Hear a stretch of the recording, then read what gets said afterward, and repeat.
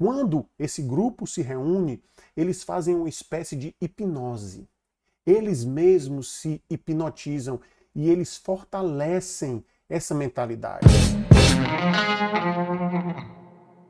Então, pessoal, hoje eu trouxe aqui criei aqui uma metáfora dessa muralha, porque é até um paradoxo. A muralha é algo que é muito grande e que é completamente visível, mas essa muralha que eu trago para vocês, ela tem realmente uma estrutura muito forte, mas para muitas gestores e muitos gestores, ela é imperceptível.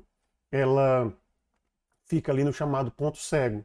Embora alguns líderes não passem por essa situação, não sustentem, não carreguem, não construam essa muralha, ou então já tenham construído e carregado durante um tempo e, graças ao que a gente vai falar aqui hoje, já conseguiram transformar essa muralha em uma mureta. Embora muitos consigam isso, a grande maioria realmente passa por esse desafio de nem enxergar essa muralha. Que quando a gente fala isso, a gente fala no famoso ponto cego, que é o ponto cego, é aquilo que a gente não vê porque está em um ângulo que nós não observamos ainda. É aquela velha frase, não sabemos que não sabemos, né? Quando é uma lacuna de conhecimento, a gente sabe que não sabe determinado assunto, mas alguns a gente nem sabe que não sabe. E o grande lance desse tema de hoje é que ele é básico. Ele é básico. Eu tenho muita cautela quando eu vou falar que algo é básico, porque muitas pessoas confundem, muitas pessoas têm um milindre de dizer, tá me ensinando algo que considera básico, então tá dizendo que eu não sei dessa coisa que é básica, e a pessoa se culpa, né? Então fica melindrada ali de dizer, tá sendo arrogante, alguma coisa assim. Mas nesse sentido, nesse caso, essa coisa ela é básica realmente e não deixa de ser importante. O que é básico não deixa de ser importante. Muitas vezes a gente atropela muitas coisas na vida da gente e na gestão não poderia ser diferente, porque a gente quer ultrapassar, quer pular passos que deveriam ser ali galgados. A gente quer ultrapassar os passos sem se preocupar em fazer a base, fazer o alicerce. O básico vem disso, que é a base, é o alicerce. Ele é tão importante. Imaginem uma casa sem o alicerce. Ela desmorona, né? Então, o básico é, muitas vezes, em determinadas situações, o mais importante. Muitas vezes, o mais simples é o mais importante. Eu lembro aqui, por exemplo, os meus companheiros de jiu-jitsu que possam assistir ou agora ou depois, quando a live estiver gravada, tem um golpe ou alguns golpes que treinam desde o cara que entra nas primeiras semanas até os faixas pretas mais avançados, eles treinam o mesmo golpe. Então, para vocês verem que em determinadas áreas, a gente sempre tem que estar com esse básico, esse fundamento, essa pedra basilar, mesmo assim, nos nossos direcionamentos. É o famoso simples, é uma coisa simples, mas que não é fácil. E antes de eu dizer o que essa muralha, eu vou fazer só um suspensezinho aqui para a gente chegar nela. A minha intenção é que a gente transforme essa muralha em uma mureta, né? Não é destruir completamente essa muralha, porque engajar o time, engajar as pessoas e as inspirarem para que elas produzam, não é uma tarefa que é fixa, como se fosse um remédio de uma dose só que a gente dá e dali para frente as pessoas vão se engajar e vão produzir mais e melhor. Não é assim. Quem já tem experiência em gestão aqui sabe que é algo que tem que ser monitorado, cultivado, mantido. Tem que haver uma manutenção constante. Se alguém diz que não, basta aplicar isso daqui e você não vai ter mais desafios, dificuldades com relação à gestão e produtividade, o engajamento e a produtividade do seu time. Com certeza, se alguém disser isso, é porque não foi gestor. Apenas apenas no sentido de que não é importante, mas só a teoria limita o nosso campo de visão, porque alguém que possa só ter estudado sobre determinadas técnicas pode até chegar e dizer, olha, isso daqui é fundamental, se você aplicar você não vai ter mais problemas. E quando a pessoa tem prática, sabe que não é aquilo, porque as pessoas são complexas, nós somos complexos, todos nós temos as nossas complexidades, e às vezes acontecem coisas ali na vida dos colaboradores, na nossa vida também, na vida do gestor, na vida do líder, da líder, que às vezes dá uma sacudida de forma desorganizada no time. Então isso tem que realmente haver esse monitoramento. E quando a gente descobre essa muralha, algumas coisas muito interessantes acontecem. Deixa eu botar aqui, com licença, só botar aqui os comentários de vocês que eu não estava acompanhando. Eu adoro deixar os comentários, não me atrapalha de forma alguma, muito pelo contrário, eu adoro quando vocês participam. Quando a gente descobre, a Renata já deu uma pista aqui do que é que a gente vai falar. Ela colocou, às vezes a muralha são os próprios gestores, porém não são todos. Vamos já entrar nessa seara. Então, quando nós gestores descobrimos a existência dessa muralha, algumas coisas acontecem. Algumas coisas acontecem na produtividade do time, mas antes dessa produtividade melhorar, o gestor ou a gestora descobre que ele, na linha do que a Renata falou, descobre que ele ou ela é uma das variáveis, ou então às vezes é a variável que mais compromete o desempenho do time, a produtividade e o engajamento do time. Como é que eu sei disso? É só pela teoria? Não, não é só pela teoria. Não é só porque eu aprendi isso há mais de uma década, mas porque eu vivenciei isso e eu fui um gestor que muito no passado, há mais de uma década, contribuiu muito negativamente para o desempenho do time.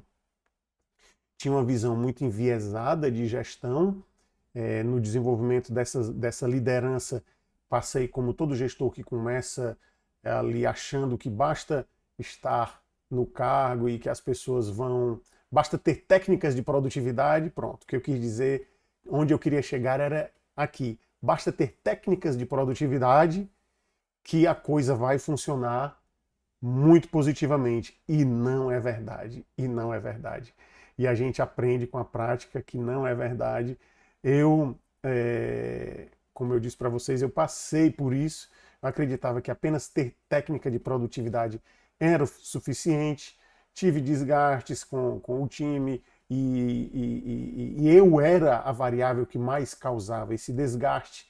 Tive desgaste tanto de produtividade como de relação interpessoal, até que eu descobri, antes de descobrir essa muralha, eu percebi que eu estava sendo, como é que eu posso dizer, havia mais pessoas no time que eu percebia que elas estavam dissonantes do que eu achava, e aí caiu a ficha. Poxa, mas são 3, 4 pessoas ou mais, por que que eu necessariamente vou estar certo? Se são pessoas inteligentes, são bons profissionais, e aí eu comecei a investigar, e foi já na época que eu já estava estudando determinadas coisas, e eu percebi que existia essa muralha e que eu tinha construído essa muralha, e estava sustentando essa muralha, e eu precisava transformá-la numa mureta. Então vamos transformar numa muretinha. Por que eu coloco uma mureta? Porque sempre vai ter desafios, né? Às vezes a gente contrata alguém que passou bem ali no teste, na entrevista, mas a entrevista não garante, que não tem 100% de eficiência, e quem já viu isso na prática sabe do que eu estou falando.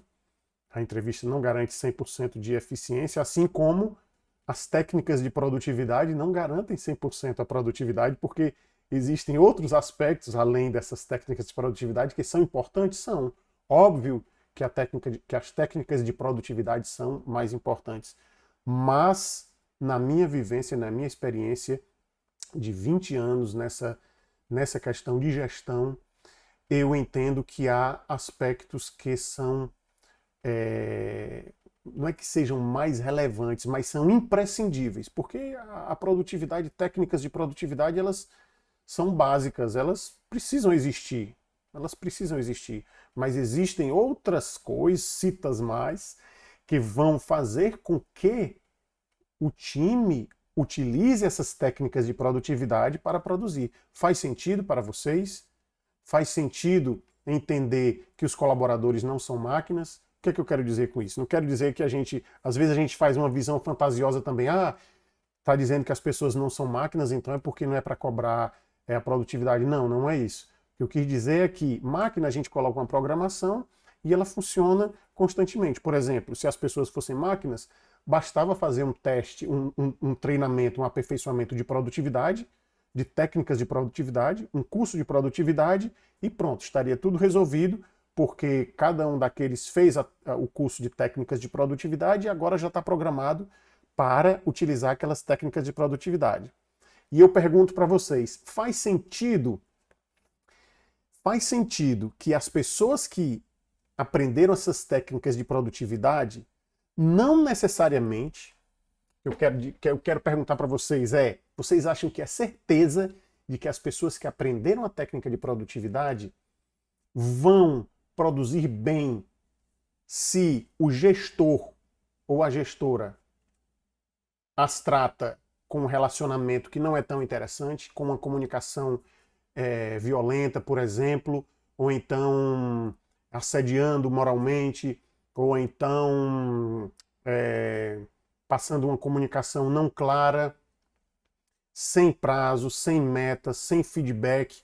Faz sentido para vocês que os colaboradores que tenham esse curso de produtividade, com essa carência dessas informações que eu passei, não necessariamente vão produzir bem? Pois é, então a gente precisa desenvolver métodos, técnicas para que essas técnicas de produtividade sejam aperfeiçoadas, sejam utilizadas, sejam postas em prática. E para isso a gente precisa inspirar, precisa desenvolver realmente a liderança. E eu sei que assim, tem gente que considera... alguém já descobriu qual é a muralha? Antes disso, antes da gente dar uma continuidade, alguém já descobriu a muralha? Eu vou dizer a muralha e vou dizer qual é a objeção de algumas pessoas com relação a essa muralha. A muralha é a mentalidade. A muralha é a mentalidade. E aqui a gente não vai nem avançar naquela questão de mentalidade fixa ou de crescimento, não, mas é uma mentalidade que eu acredito ser muito interessante, faz parte desse contexto também, que eu falei anteriormente, de mentalidade de crescimento, mas é algo relacionado ao merecimento. Algo relacionado ao merecimento. E eu sei que tem algumas pessoas que dizem, não, mas essa questão de mentalidade, alguns psicólogos são contra, porque alguns, não são todos, alguns são contra porque entendem que isso trabalha externamente e não trabalha internamente. E a gente tem que deixar claro o seguinte, que esses mapas comportamentais, essas técnicas de gestão, elas não são terapia. Elas não substituem terapia. Então, a questão aqui não é fazer com que o gestor trabalhe o seu interior para ser uma pessoa, né, diferente do interior que ela tem. Não. Aí é terapia. A gente vai utilizar mapas comportamentais, técnicas, para a gente conseguir fazer com que o time tenha mais engajamento e mais produtividade de forma sustentável e com menos estresse. O que é de forma sustentável? É a gente fazer com que o nosso time ele produza, mas em uma linha crescente. Não é aquela, por exemplo, a gente impor uma meta que é quase inalcançável, o time se desgasta e gera estresse para todos, gera estresse também para o gestor, porque ele vai querer que o time produza na mesma intensidade, mas não tem como produzir na mesma intensidade. E assim, quando a gente exige isso é porque realmente não tem conhecimento, como por exemplo, da neurociência que explica isso muito bem. O organismo não sustenta, não sustenta. Ah, agora, então quer dizer, Rômulo, que eles vão, pode até ter alguém aqui pensando, ah, então quer dizer que eles vão, a gente vai fazer um projeto, eles vão produzir bem e depois vamos dar aqui uma semana de férias porque eles não vão mais produzir. Eu não estou dizendo isso. O que eu estou dizendo é que com liderança, com técnicas de engajamento e fortalecimento da motivação do time, nós vamos conseguir fazer com que o time produza bem e produza constantemente bem. Claro que vai haver exceção, alguém pode adoecer, sofrer algum acidente, mas teoricamente, generalizando, vão produzir bem e vai haver menos estresse no time. Só o estresse necessário com alguma situação que surgiu ou desgaste natural da atividade, ou obviamente vai ter um momento em que as relações vai ocorrer algum estresse nas relações. Se ocorre estresse, vejam se faz sentido o que eu vou dizer, se ocorre estresse em casamento, entre duas pessoas que se amam muito, que investiram tempo, dinheiro, sonhos e estão ali dividindo a vida. Existe estresse.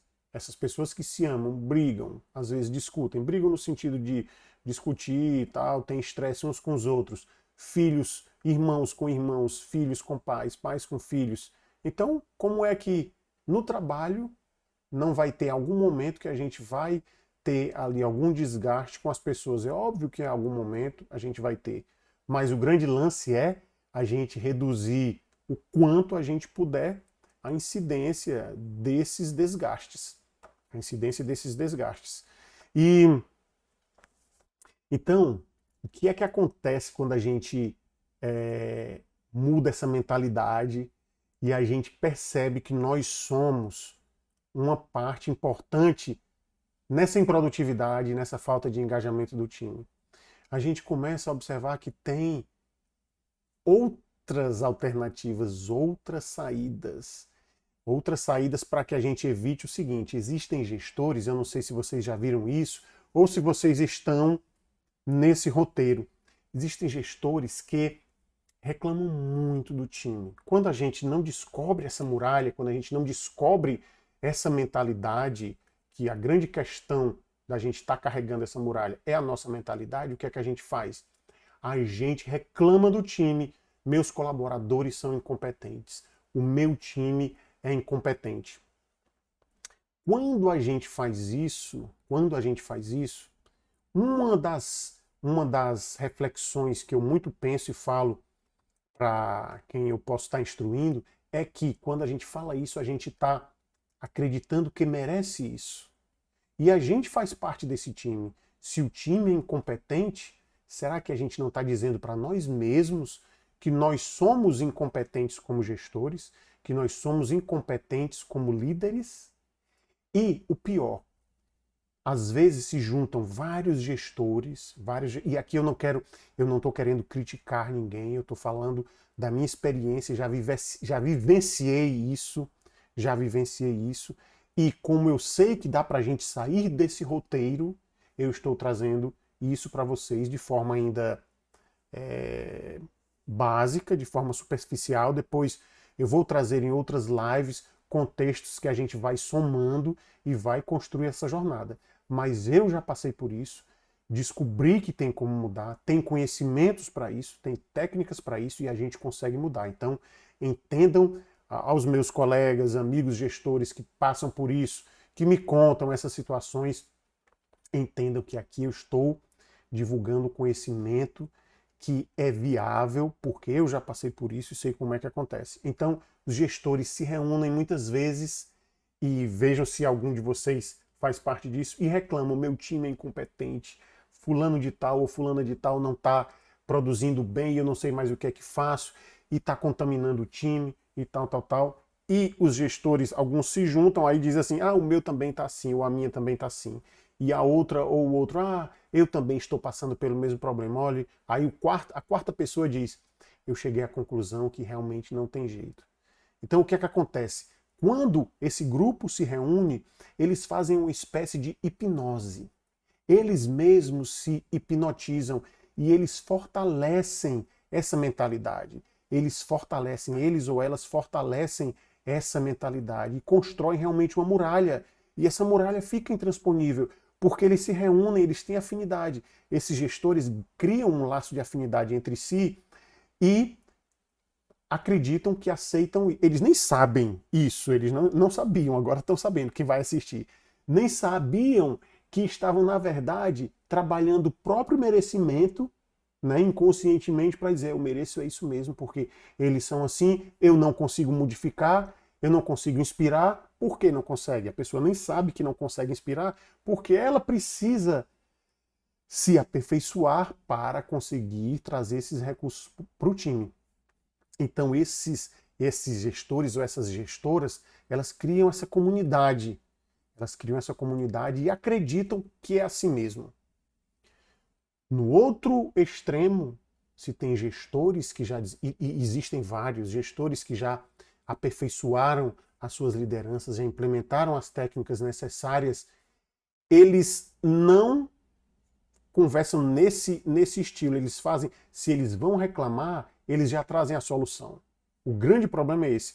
Não é não reclamar, muito pelo contrário, eu não estou querendo dizer isso e aqui eu deixo, aqui aproveito para dizer para vocês, gestoras ou gestores, que é importante vocês terem um networking com outros gestores para poder, inclusive, desabafar algumas vezes. Desabafar algumas vezes. Às vezes a gente tem alguma situação que a gente precisa conversar com alguém que esteja na mesma situação e, sendo um gestor, principalmente um gestor na empresa que você trabalha, organização, instituição, convive naquele meio, já sabe qual é aquela história. Agora, quando forem fazer isso, não vão para reclamar só, vão levando uma solução.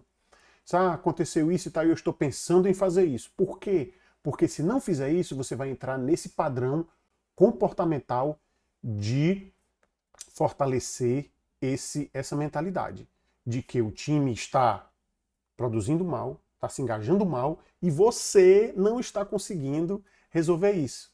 Então você não está conseguindo. Você não precisa sair da posição de vítima, dizer: o meu time não produz, porque aí você está se colocando na posição de vítima. Então você tem que ter protagonismo nisso para entender: eu consigo, se eu quiser, se eu investir tempo aprimorando as minhas técnicas, aprimorando os conhecimentos necessários para isso, eu tenho condições de mudar essa minha realidade. E aí, quando acontecer algum desgaste, se você for desabafar para um gestor ou gestora ou um grupo, vá levando a solução para esse problema, ou possíveis soluções. E ali vocês trocam uma ideia. Mas não é interessante você ficar realmente fazendo parte de um grupo que só reclama sem trazer solução. Se você está nesse grupo, os inspire. Os inspire. Mas vamos fazer, o que é que você acha de fazer isso e tal, tal, tal. E aí isso já muda o comportamento. Tudo é mapa comportamental, gente. Tudo que eu falo com relação a essas técnicas. E eu sei que vai ter gente, você pode estar pensando: mas essas questões de mapas comportamentais, isso aí não existe, isso não funciona. Olha, nós somos especialistas, nós seres humanos, somos especialistas em conseguirmos justificativa para não fazer esforços, tá? O que eu quero dizer com isso? Olha um mapa comportamental que é bem básico, que nós utilizamos, pelo menos a maioria das pessoas. Embora algumas não utilizem, mas são mal vistas, né? Dar bom dia quando você chega em um lugar, dar boa tarde, dar boa noite. Às vezes você não está afim de dar bom dia, boa tarde, boa noite, mas dependendo da educação que você teve, e não só da educação, dos conhecimentos que você teve, você vai dar bom dia. Por que você vai dar bom dia? Porque é um mapa social. Isso é um mapa social. Vai ter gente que não foi educado pelos pais para dar bom dia nos lugares onde chega, mas mesmo assim, essas pessoas podem ter o conhecimento, podem ter estudado, tido conhecimentos complementares que descobriram ao longo da vida e descobriram que esse mapa é importante. Chegar para as pessoas e dar bom dia, boa tarde, boa noite. Faz sentido para vocês? Faz sentido que isso é um mapa comportamental? Então, se esse mapa comportamental básico ele funciona Por que é que outros mapas comportamentais não vão funcionar? Porque vão exigir mais energia da gente? Acredito que esse seja um argumento silencioso de muitos, né? Não querer investir esforço. A Renata colocou, com certeza a produção não vai ser desenvolvida de modo harmônico se o gestor tratar os outros de forma diferenciada ou com a arrogância e etc. Uma coisa que eu acredito ser muito interessante, assim, para a gente começar, depois que a gente percebe isso, porque não é só perceber, né? Eu trouxe aqui para vocês a importância dessa percepção, mas eu queria passar aqui que a gente tentasse implementar isso de uma forma positiva, de uma forma que gerasse efeito já para vocês aqui para implementarem. E eu queria sugerir que vocês fizessem o seguinte, vocês gestoras e gestores. Porque tem gente que tem dificuldade com o time e a primeira alternativa é, não, eu vou demitir, eu vou demitir. Eu vou demitir porque não está funcionando. E se isso for... Não é que a demissão não seja uma ferramenta eficiente. Ela é uma ferramenta eficiente, inclusive porque algumas pessoas, depois que são demitidas, elas tentam se superar no outro emprego. E às vezes a pessoa se identifica em outro emprego mais do que onde estava. Mas, se isso for a primeira alternativa, significa que você, gestora ou gestor, está pulando alguns passos. Tem feedback, tem reunião de feedback. Você precisa saber o que é que está acontecendo, saber onde é que algo ou alguém está falhando. Esse algo ou alguém pode ser você, esse algo pode ser a sua liderança, esse alguém pode ser você.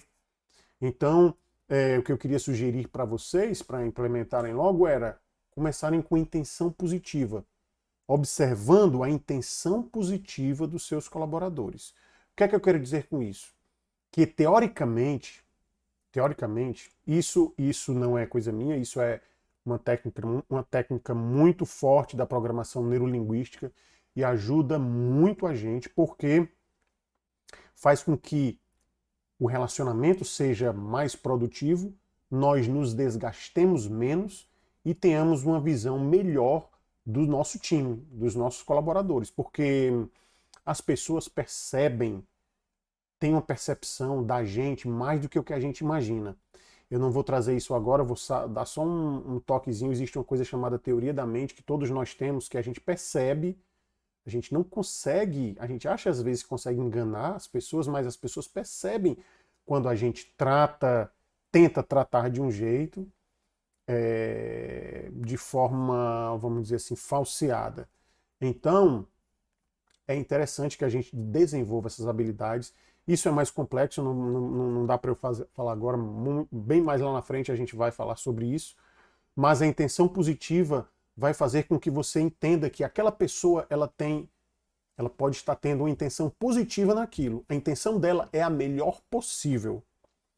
Então quer dizer que agora alguém pode estar pensando aí, quer dizer que agora a pessoa não está produzindo, ou então está sendo um agente, como é que eu posso dizer, que causa conflito no time, um elemento desagregador, e aí eu tenho que acreditar que aquela pessoa está na melhor intenção dela, e por isso eu não vou tomar nenhuma atitude. Não, não é isso.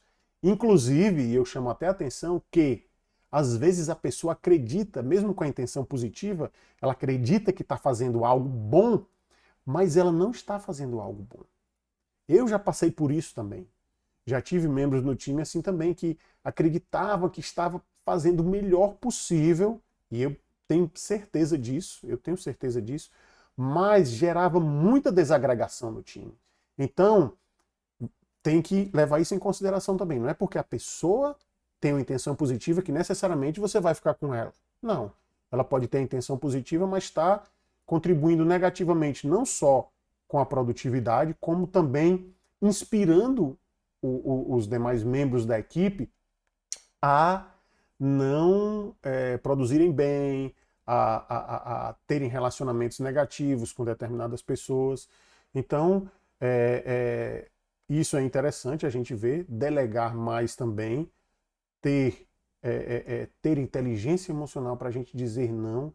Saber dizer sim é legal, muito legal. Mas é importante também a gente dizer não. O não é fundamental. Não é que agora eu vou ter que dizer um sim e um não. Não, não é isso. Muitas pessoas dizem sim porque é tranquilo, não vai causar nenhum prejuízo. Mas alguns gestores dizem sim sem poder. Sem saber, inclusive, que não podem, porque não pensam no ecossistema. E o respeito? O respeito tem que existir, porque para constituir um time forte e produtivo, tem que haver o respeito. E vou ressaltar aqui, por que a demissão não é interessante que seja o primeiro ponto? Não só porque você vai estar ultrapassando etapas básicas, como a reunião de feedback, como se a primeira alternativa com alguém que você acha que olhou com cara feia para você, gestor, porque você não precisa de ninguém olhando para você sorrindo o tempo todo, você precisa que o time produza. Se você tem um colaborador ou uma colaboradora que produz super bem, mas não sorri para você, não tem nenhum problema. Concordam comigo? Agora, se não produz bem e você não está tendo reunião de feedback, e chegou um momento que por você não ter reunião de feedback, olha, tem gestor que não faz nem reunião. Tem gestor, por incrível que pareça, que passa meses sem fazer reunião. Então isso é insustentável. E as reuniões de feedback, elas são importantes. Então, se você não faz reunião de feedback, você ultrapassa essa fase e você simplesmente demite, além disso, você não vai estar construindo a cultura da empresa, a cultura da equipe, a cultura do time. Um time para funcionar bem, não basta colocar os melhores colaboradores de áreas complementares para fazer um time legal. Não. Tem que haver uma cultura dentro do time.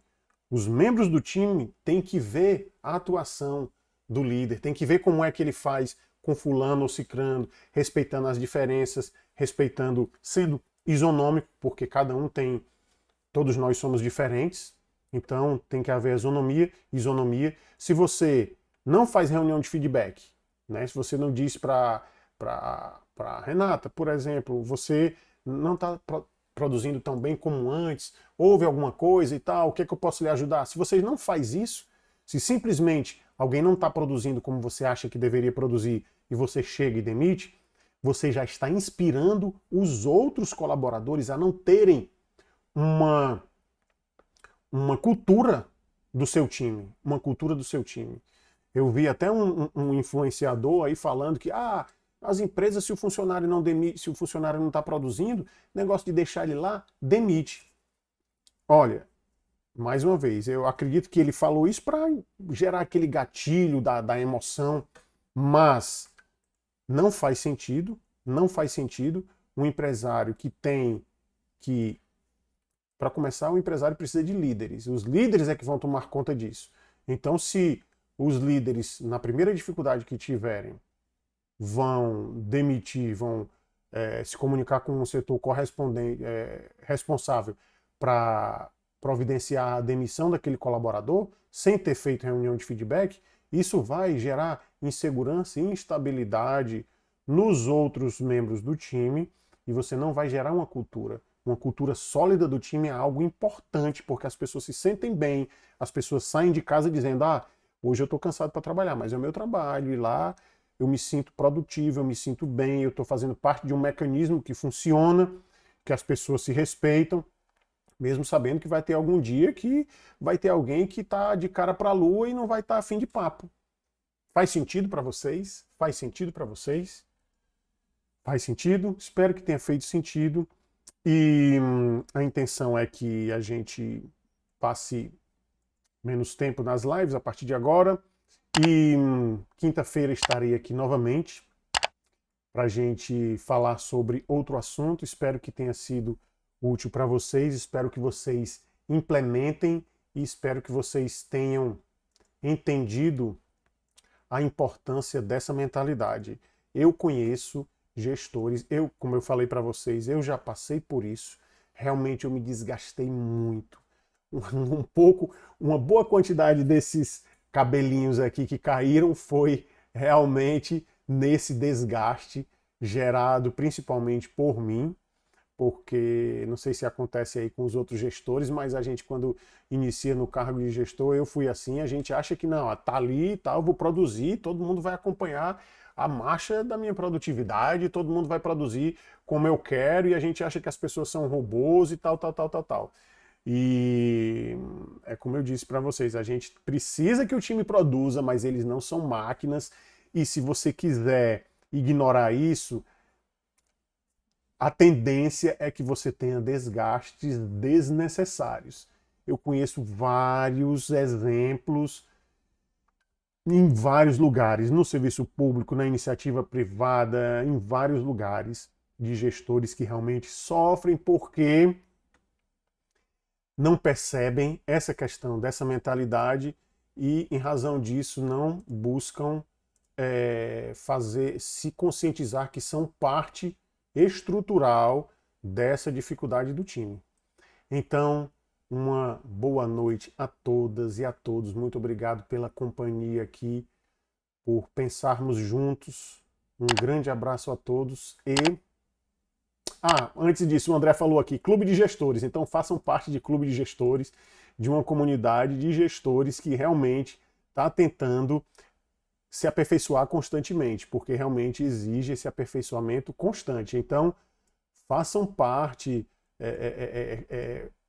se conectem com gestores que, se têm dificuldade e trazem dificuldades para vocês, tragam a dificuldade, mas também tragam a solução, porque isso vai fortalecer tanto eles como a você. E se você faz parte de um grupo que que os gestores só trazem a problemática, os inspire a levar a solução também, porque aí você ganha, eles ganham e a gente fica naquela velha cultura, velha, mas sempre eficiente cultura do ganha-ganha, ok? Então a todos uma excelente noite e até quinta-feira.